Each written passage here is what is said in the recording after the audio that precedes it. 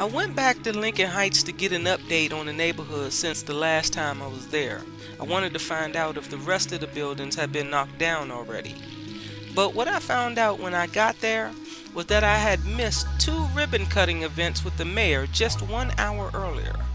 The first ribbon cutting was at the Providence Place apartment building. This is the apartment building I showed you in my first Lincoln Heights video. Are they knocking down the Lincoln Heights projects? This is the building that was newly built on top of the hill at 50th Street and Fitch Place. That building is now complete and has tenants in it. So since I missed the mayor's ribbon cutting ceremony, I decided to walk around the building. I went around the side of the building just to be nosy and see how nice the whole building looked. I was going to walk completely around the building, but the 95-degree heat said, why don't you just go see how cool the lobby is and just go sit down for a while. So when I got to the garage door, I headed back up the hill. I saw a few people standing outside in the front of the building, so I said out loud to everybody, how was the ribbon cutting with the mayor today?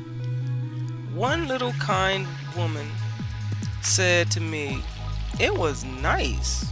The mayor was here. She was a small, older black woman who didn't speak very clearly, but I understood her well enough to understand what she was saying. Her words were loud, but yet muffled, if that makes any sense. I just assumed she had a speech impediment, which didn't bother me. I worked in healthcare for 20 years, so I've had to understand many patients who couldn't speak as well as they'd like. I asked her, did people move in the building yet? She took off her sunshades and gave me the biggest smile and asked me, did you go inside yet? I shook my head no. Happily, she waved me on to follow her in the building. She said, I can let you go see the building because I live here. It's nice in here. It's going to make you want to move in. Both of us laughed. She showed me the protocols of how to get in the building. She pointed out the intercom system and how to dial the code for each tenant. She was being very thorough about explaining how to access all the security features of the building and how each section of the building needed a key to get in. So she let me in the lobby to show me where the mayor and other presenters were speaking and how comfortable the sitting area was. This little woman who I had just met minutes earlier was so extremely nice to me. I was still taking pictures during the tour, and she laughed at me, saying that I was taking pictures because the building was so nice. I told her that I was going to put the pictures on Facebook because I figured she probably didn't know anything about YouTube. Facebook is more familiar with older people. She said, all your friends are going to want to move in after they see those pictures. You just want to brag about the apartment you're going to get. We both laughed at the same time as we walked down this hallway. She said she had lived in DC over 35 years and this building was the nicest she's ever lived in. She took me down the hallway and showed me the exercise room. She pulled her key out and unlocked the door and told me to take a look around. After I took the picture, she smiled at me again and said, isn't it nice? I shook my head yes, and she said, I got something else to show you. Now I'm wondering, should I be worried that this little woman is so nice to me? She doesn't even know my name. She was walking ahead of me, and now I realize I'm out of breath trying to keep up with her. So I asked her, where are we going now? She turned back around and looked at me and said, this building is cool, isn't it? They turned the air on because it's hot outside. I asked her again, where are we going now? She didn't answer. We walked back down the hallway to another set of elevators and we went up. She smiled at me and said, did you know we had a rooftop we could go to? I'm going to take you up there. Again, she explained how she needed a key to access the areas above the second floor for security reasons. We got to the roof and she said she enjoyed going to the roof and just looking out at the sky. She said she felt at peace. She pointed at the many trees miles away, saying that they looked like mountains to her. I asked her, was this building just for seniors or could anybody move in? She didn't answer me. She stopped looking at the horizon and then she looked back at me, saying, she's not moving anymore. This is the last place she's going to live. They're going to have to take me out in a pine box to get me to leave. And then we both laughed at that. Then she asked me, did I want to go see her apartment? She said it in such a upbeat way. Then she giggled like a little girl. I never asked her how old she was. I assumed she was over the age of 60. So I said, yeah, sure. I'll go to your apartment. Do you mind if I take pictures? She giggled again and said, your friends are going to want to move in here when they see your pictures. I asked her, did people from Lincoln Heights start moving in the building yet? Yeah, she didn't answer. When she turned back to look at me as she opened the door, just to say we would have to go to another set of elevators to get to her apartment, I finally figured it out. She can't hear me. And that's why her voice sounded so different. She gave me confirmation when we arrived at her apartment door. She pointed to her doorbell and said she was the only one in the building with a doorbell, and it would blink to get her attention because she was deaf. She gave me a tour of her one-bedroom apartment with large wheelchair-accessible bathroom. She bragged about how her bathroom had 2 entry doors, which means she could travel in a complete circle from her kitchen through the bathroom to the connecting hallway with a washer and dryer in the closet, and from the hallway closets it opened into her large bedroom, and from her bedroom door it would open back into the kitchen/living room. So at the end of my tour, she said, my name is Cynthia, by the way. I told her my name and that I really loved my tour of the building. I gave her a really big smile and she giggled at me and said that I may be her neighbor one day. She also said that she had been in the building for 2 weeks so far, even though the open house was today. She said a few families moved in the same day that she did, and so many people have moved in so far that the building is nearly full. She also told me that her $1,200 rent was paid for with a government voucher. I said, Miss Cynthia, I thank you very much for this very nice tour of the building and your apartment today. This was better than seeing the mayor. We both laughed again, and she reminded me to watch the mayor's ribbon cutting on the 4 o'clock news. She escorted me back to the lobby. I blew her a kiss and we both waved goodbye to each other. So from there, I decided to walk down the hill to Nanny Helen Burroughs Avenue to the second ribbon cutting that I missed. The second ribbon cutting ceremony was at the Strand Residences apartment building.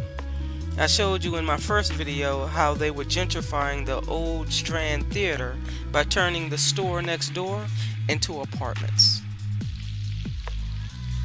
So I missed the second ribbon cutting with the mayor by 2 hours at this point. So there were still some people standing around outside after the ribbon cutting ceremony, and it seemed like the people representing the new barbecue smokehouse was still there, but I didn't ask. But I did look in the windows to see how much of the renovations were done, and oops, to my surprise, the building was still gutted inside. So instead of standing around outside, I figured I'd go inside the apartment building to take a look around to see if I can get another tour. I saw the large scissors that they use for the ribbon cutting still sitting on the table. I walked past a few people standing in the lobby, and then I walked past the mail room to a room at the end of the hallway where it seems like they had served food and people were still eating. I didn't dare ask, can I have something to eat? So I just turned around and walked out. I started walking back to Lincoln Heights where I left my car and realized I should have drove down here. But oh well, I guess I'm getting a lot of exercise today. But let me remind you of the history of the Strand Theater. It opened in 1928 in the Black Deanwood neighborhood as a movie theater first, then a dance hall and a pool room. It finally closed in 1959. The man who built and owned the Strand was Abe Lichtman, a white Jewish man known for advocating for equal opportunities for the black community. In addition to being an influential business leader, he had ties with President Franklin D. Roosevelt and his wife Eleanor. He was a notable at the time because few white business owners would hire black workers for white-collar jobs. DC bought the property out of foreclosure in 2006. It was named an endangered place by the DC Preservation League in 2007 and was placed on the National Register of Historic Places in 2008. Now, in July 2022, the Strand Theater is in the midst of renovation, while its brand new counterpart, the Strand Residences, has had its grand opening next door. I walked back to Lincoln Heights to my car, and I was going to drive home, but before I left the neighborhood, I noticed a man outside washing his car. I decided to stop so I can ask him his opinion on the future of Lincoln Heights. I didn't want to ask him for his picture because I thought he wouldn't let me take it anyway. "Excuse me, sir, can I get your thoughts on Lincoln Heights?" He said, "Yeah, sure, what's up?" "Well, I wanted your opinion on Lincoln Heights changing." He said, "Well, actually, I'm not from here. My people live here." Then at the same moment, another car pulled up in front of us and a man started unloading his car. I started talking a little louder so I can catch the ear of the second gentleman who just arrived. "What do your family think about Lincoln Heights getting knocked down for new housing?" The guy stopped wiping down his car in shock. "What? Knock it down? They're not knocking it down." Then the second man started laughing and said, "They're not knocking down Lincoln Heights." And both men started laughing hard.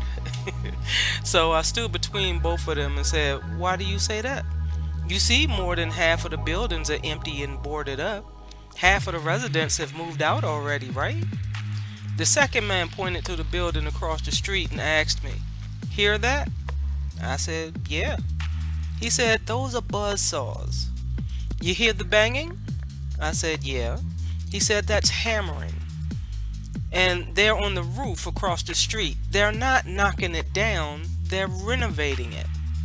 I looked back at both men and said, "Thank you very much, I appreciate you. And I'll just walk across the street and check it out. I appreciate you for the info." And they both said, "No problem, you're welcome." They are remodeling this building in Lincoln Heights. You hear all that noise? That's all their buzz saws. They on the roof now.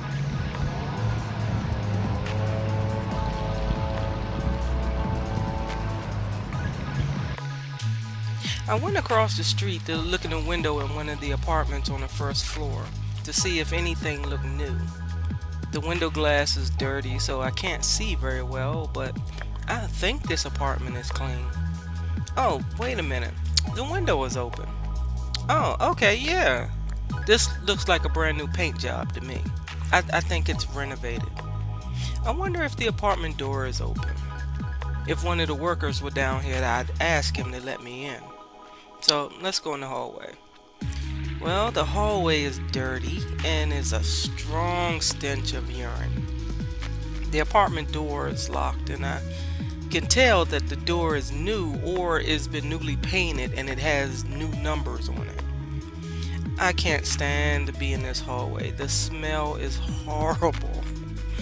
Well, maybe they're not knocking down any more buildings in Lincoln Heights. So I just went home and found a broadcast of the mayor and her staff cutting the ribbon, and I'll give you the highlights of what happened. So after an introduction by a young DC resident, Mayor Bowser welcomed everyone to this historic campus. I thought Mayor Bowser had a lengthy speech, but I'll just inform you of the part that I consider crucial to this video. She thanked many people for helping to complete the construction of the building. Then Mayor Bowser said, "This project is on the same land that the Progressive National Convention purchased 100 years ago, so that Nannie Helen Burroughs could build her school for women and girls. And all these years later, we're still putting the site to good use for the residents of Ward 7. And because of your commitment to this community, today we're cutting the ribbon on 93 new homes, all of them affordable, and 35 reserved for residents from Lincoln Heights and Richardson dwellings. After this, I'm going to be headed over to the Strand to cut the ribbon on another project that we've been working on for a number of years. And at the Strand, there will be 86 more affordable homes. We have focused our efforts on using land that's underused to create homes for DC residents. So we're reaching out directly to faith-based communities about their land and how you can work with us to create more housing. We have also appointed faith-based members to our Black Home Ownership Strike Force to help us come up with more ideas about how Black Washingtonians could buy housing in Washington, D.C.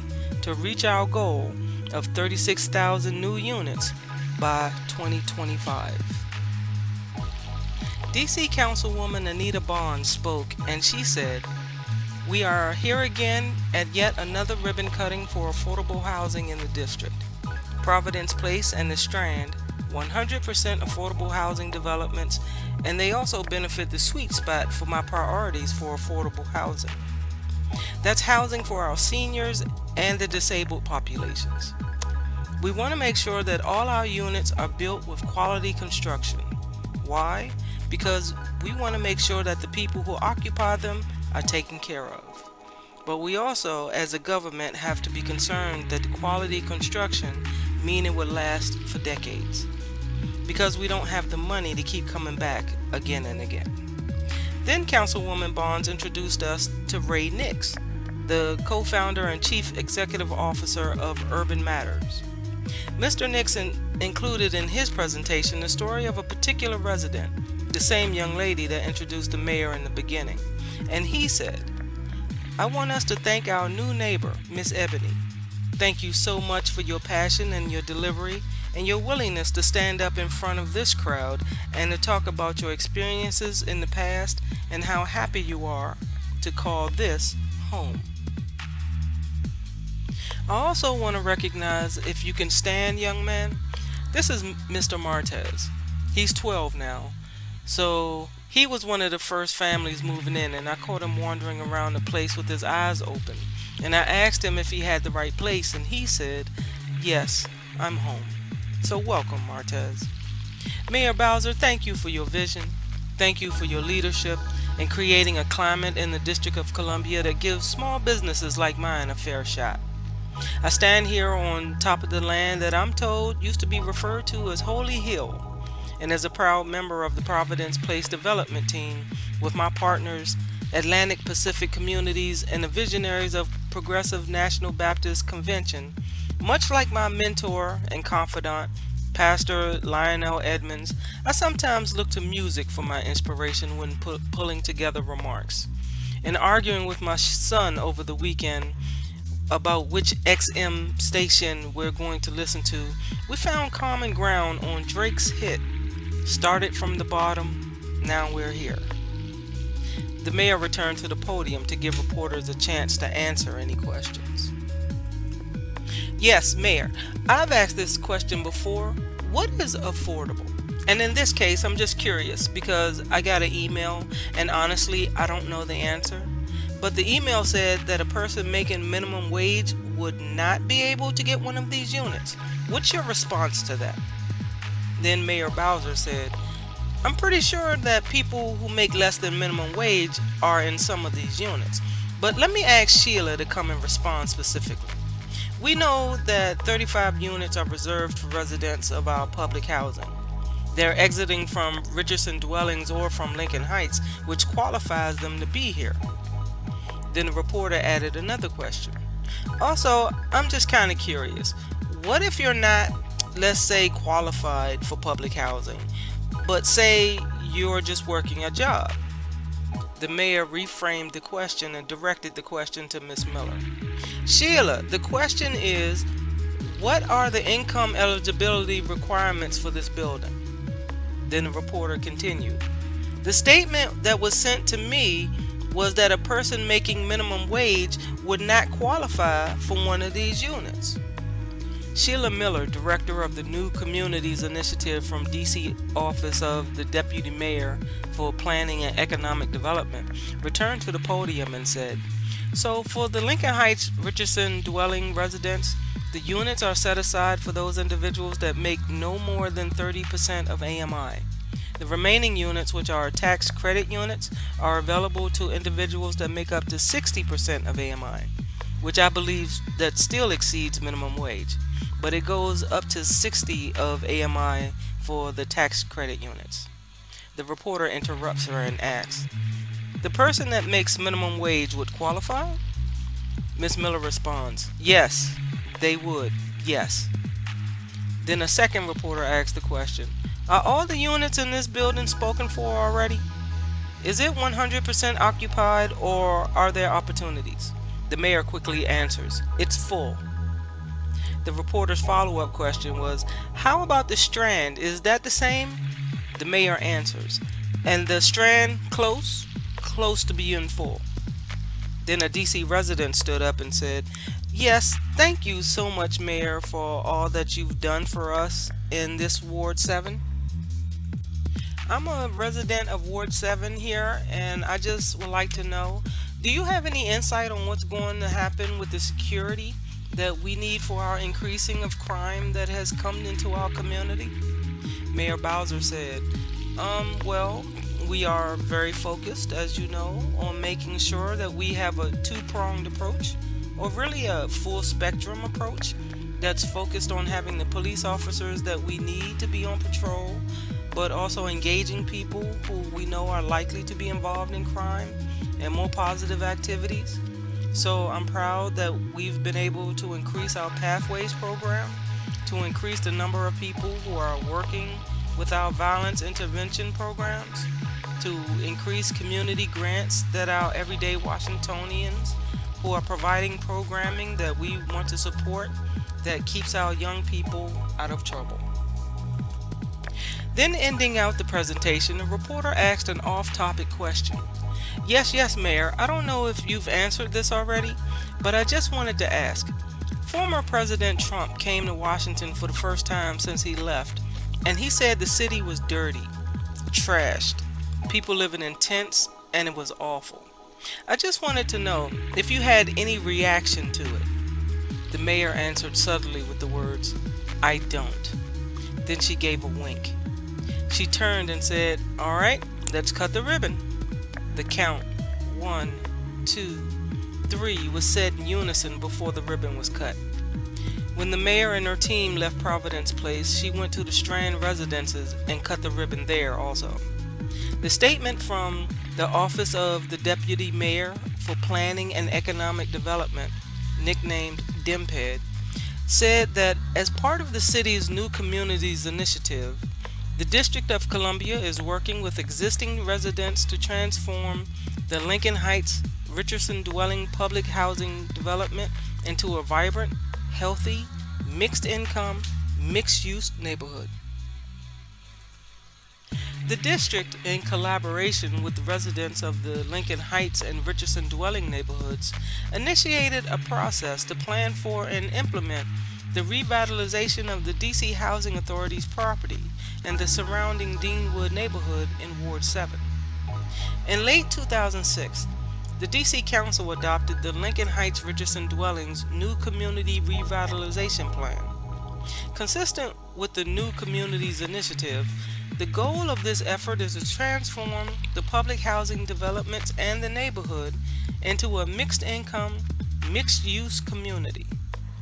In this new community, occupants of the existing public housing developments, along with new residents in the community, will have access to high-quality housing options affordable at all income levels.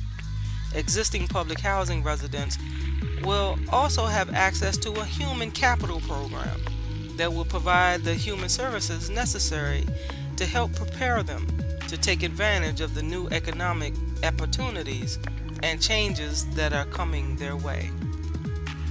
I'm Dickie D in DC. I'd like to thank you for supporting my channel, and as always, I will take you to another DC neighborhood, and I will see you in my next video.